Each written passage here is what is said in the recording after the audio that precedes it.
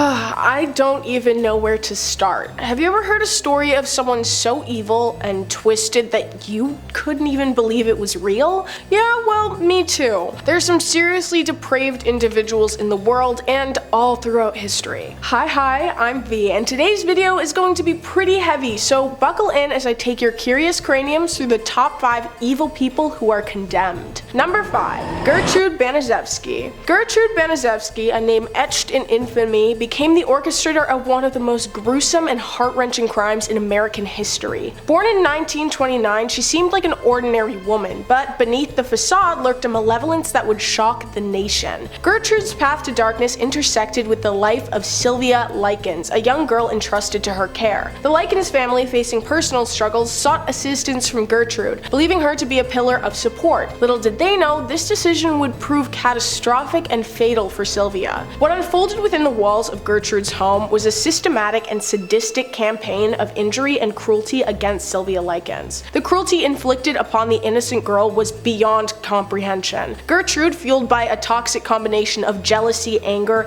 and a perverse desire for control, subjected Sylvia to unimaginable, unforgivable torment. Gertrude's cruelty extended beyond physical injuries. She engaged in a twisted form of psychological warfare. Manipulating Sylvia's emotions, Gertrude carefully molded an atmosphere of fear and despair. The torment inflicted was not merely physical, but a calculated attack on Sylvia's mental state. Gertrude's malevolence was amplified by the complicity of her own offspring and neighborhood youths. They became willing participants in the heinous acts, contributing to the atmosphere of terror that surrounded Sylvia Likens. Gertrude's ability to influence others to join in on her atrocities is a display of the chilling charisma that dwelled within her malevolent nature. The revelation of Gertrude Baniszewski's crimes sent shockwaves through the community and the nation. The public, repulsed by the unspeakable acts committed against Sylvia, expressed their collective outrage. Gertrude's actions transcended the boundaries of human decency, earning her the disdain of society at large. Justice, though delayed and brought far too late, eventually caught up with Gertrude Baniszewski.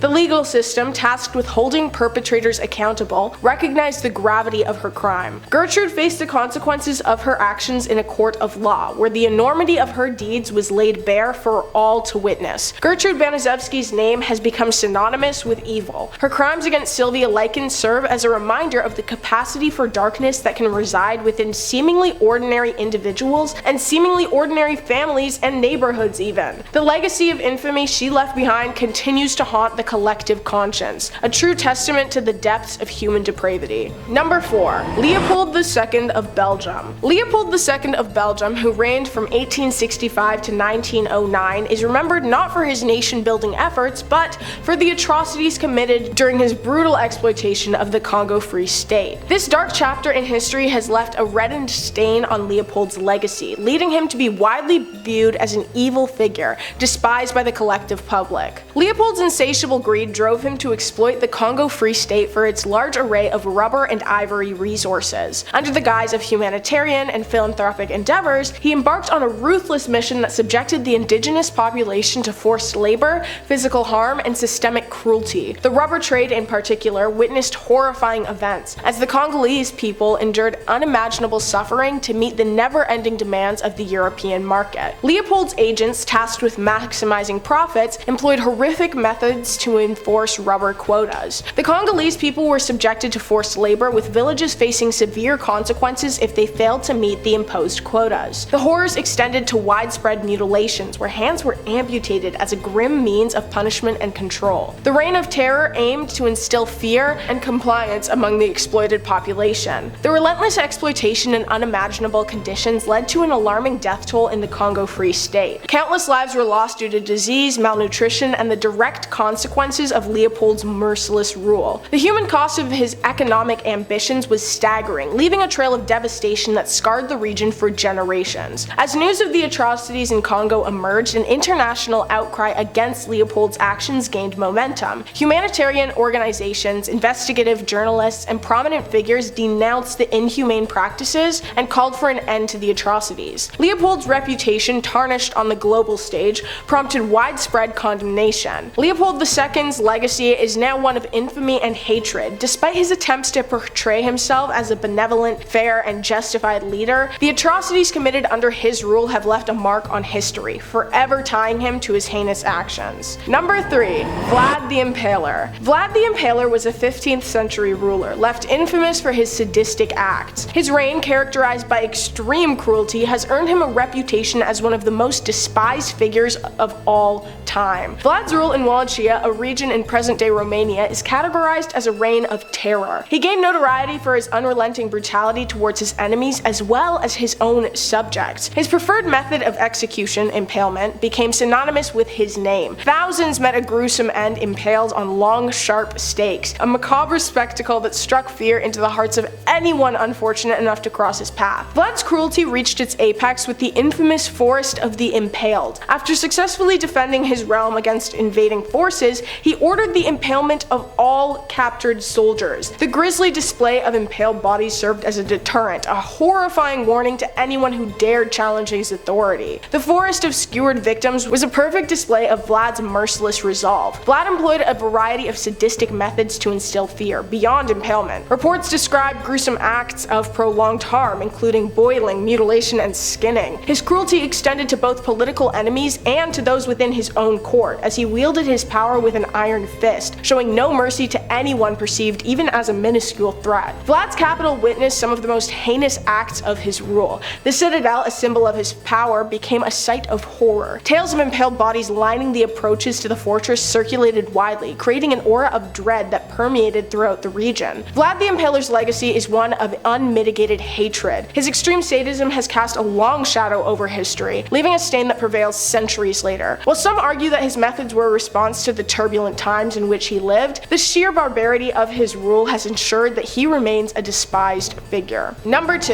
Delphine LaLaurie. Delphine LaLaurie personally carved a gruesome chapter in history during the early 19th century. Her actions have left an irrefutable mark on history, permanently painting her as a figure of malevolence and horror. LaLaurie's residence in New Orleans concealed a macabre reality behind its elegant facade. The mansion, a house of unspeakable horrors, bore witness to the twisted deeds that unfolded within its walls at Delphine's hands. It became the epicenter of one of the most notorious crime scenes in American history. The discovery of LaLaurie's atrocities sent shockwaves through the community. Unearthed secrets revealed a horrifying panorama of extreme forms of prolonged harm and torment inflicted upon forcibly employed individuals who were held captive within her mansion. The depths of her depravity left the entire city in disbelief. The revelation of LaLaurie's sadistic acts provoked a visceral, heart-wrenching reaction from the public. The community, once unaware of the horrors lurking behind closed doors, turned against her with an overwhelming sense of repugnance. The magnitude of her cruelty fueled a collective anger that transcended the societal boundaries. Despite the gravity of her crimes, Delphine LaLaurie managed to escape the clutches of justice. Her ability to evade the consequences of her actions only added to the public's fury. The sense of injustice further intensified by the disdain harbored for her. Delphine LaLaurie's legacy is one stained with the deepest hues of hatred. Her name became synonymous with cruelty and inhumanity, a symbol of the darkest, most twisted corners of the human soul. The atrocities committed within the confines of her mansion continue to cast a long, haunting shadow over her memory, and the memory of those who surrounded her. The infamy surrounding Delphine LaLaurie endures through time. Generations later, her name remains a shocking reminder of the capacity for evil that can reside within even the most affluent and seemingly respectable high-class individuals. Number 1. Ivan the Terrible. Ivan V, also known as Ivan the Terrible, is remembered for a reign of inhumanity and cruelty. Widely regarded as one of the most despotic rulers in history, Ivan's actions have left a legacy of fear and loathing. One of the darkest chapters in Ivan's rule was the mass execution of Novgorod in 1570. In 1570, he unleashed a wave of attacks upon the city, accusing its residents of disloyalty. The barbarism shone out during this episode earned Ivan the moniker Terrible. Thousands perished at his hands, and the city's population was decimated. To consolidate power, Ivan created the Oprichnina, a state within a state where he wielded absolute authority over everyone and everything. This elite force, notorious for its ruthless, merciless tactics, unleashed a reign of terror on any perceived threats to the Tsar's supremacy. The Oprichnina's brutal methods, including prolonged torment and public executions, fueled public hatred towards Ivan. Ivan's reign was remembered by his increasing paranoia and erratic behavior. Suspecting conspiracies at every turn, he completely purged his inner circle, even eliminating those close to him. This atmosphere of fear permeated the court, making allegiance a precarious precarious endeavor. As Ivan's tyrannical rule unfolded, the public witnessed a leader consumed by suspicion and cruelty. Ivan's penchant for lending out his own hands to carry out the depraved acts further solidified his reputation as a tyrant. Stories abound of him physically harming his own son, leading to his death. These instances of domestic harm shocked the populace, completely eroding any sliver of sympathy they may have still harbored for their ruler. His acts left an unforgiving mark on the Russian psyche, shaping the perception of subsequent rulers and leaders. The horrors unleashed during his reign cast a long shadow over Russian history, creating a collective memory that recoils at the mention of his name. Ivan the Terrible stands out as a despotic ruler whose reign was marked by unparalleled depravity. The mass attack of Novgorod and the Oprichnina's reign of terror and the ruler's pervasive paranoia have mixed to etch a legacy of unbridled hatred. That brings today's video to a close. What other horrible people are widely condemned? Should I do a video about them? Let me know. I love hearing what you guys think. Thank you so much for hanging out with me today. I hope you enjoyed my rambling, and of course, I hope you learned something. Keep it curious. Bye!